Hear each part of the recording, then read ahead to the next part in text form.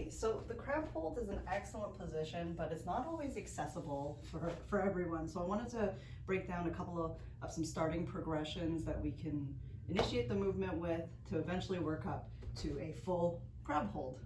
So the first thing that we want to work on is just getting the shoulders into a more comfortable position, because this is where most people struggle.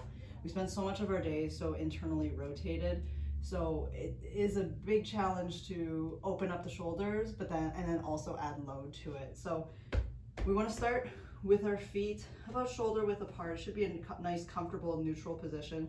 And then our hands are going to come back. Now, ideally, you want to be able to turn your fingertips all the way out to be pointing behind you, but that might feel a little uncomfortable in your shoulders or your elbows to start. So if you need to, you can have your fingertips pointing out to the side here. Okay. From here, all you want to work on is just getting the shoulders back. You can keep your hips on the ground. You can work through this motion. So I just pop my chest out, squeeze my shoulder blades together, and I can just hold this position here. I also find it helpful to work on taking very deep, expansive chest breaths to really open up the pecs while you're here.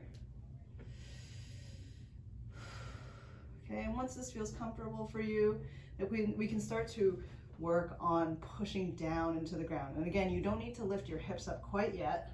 So here, just work on that. If that feels good, we're going to start to just push down on the ground without actually having to lift up. But down on the ground.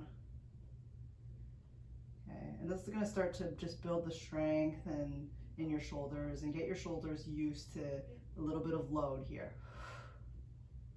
Okay, and then whenever you feel ready, you can start to explore lifting your hips off just 1 inch off of the ground like this, right? So you're actively pushing your hands down into the ground, thinking of your shoulders as like hydraulic lifts, and then you're gonna lift your hips up. And what we wanna find is just a nice neutral position between the hands and the feet. So you don't want your butt to be as close to your heels as possible, and you don't wanna be all the way back here either. You can rock back and forth until you kind of find that center position. Make sure the shoulders are peeled back like this and you're actively pushing down.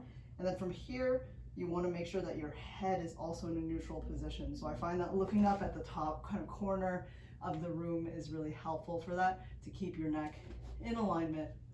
And then you would just hold that position. So again, just to recap the regressions, we have number 1, just working on this shoulder extension. I like to do this, like, if I'm watching TV and just hanging out on the ground, you could just work on getting into this position.